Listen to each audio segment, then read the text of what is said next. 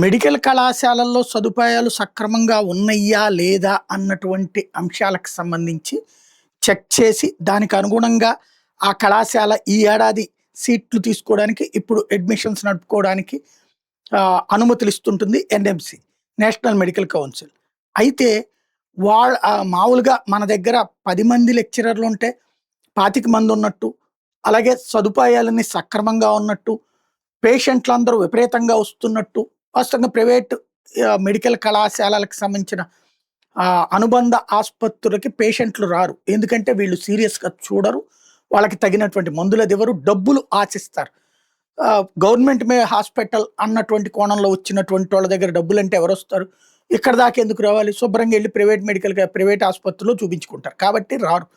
కరెక్ట్‌గా ఆ టైంకి వాళ్ళు ఎన్ఎంసీ వాళ్ళు వచ్చే టైంకి డబ్బులిచ్చి మరి పేషెంట్లని ఆసుపత్రిలో బెడ్ల మీద పడుకోబెడతారు.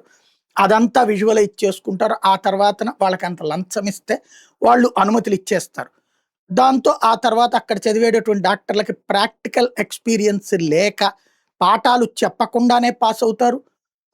ప్రాక్టికల్స్ 10% చేసి సక్సెస్ అనేసి పాస్ సర్టిఫికెట్లు తీసేసుకొని బయటకొస్తారు. ఆ పైన మనకి సరైన వైద్యం చెయ్యలేక వాళ్ళ దగ్గరికి పోతే ప్రాణాలు పోతామా, లేకపోతే రోగాలు పెరగడమా జరుగుతున్నాయి.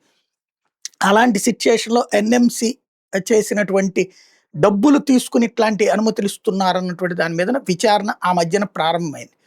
సిబిఐ విచారణ ప్రారంభించింది. ఇప్పుడు సిబిఐ ఎఫ్ఐఆర్ ఆధారంగా ఈడీ విచారణ ప్రారంభించింది. ఇందులో ఆంధ్ర, తెలంగాణలకు సంబంధించిన కాలేజీలు కూడా ఉన్నాయి. విశాఖపట్నం గాయత్రి కళాశాల కూడా ఉంది.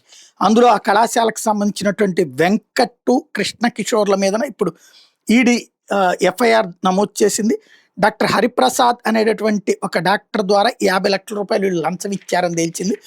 ఓవరాల్గా ఈ వ్యవహారానికి సంబంధించి ఒక్క ఆంధ్ర, తెలంగాణనే కాకుండా దేశవ్యాప్తంగా 10 రాష్ట్రాలలో వీళ్ళు సోదాలు చేస్తున్నారు.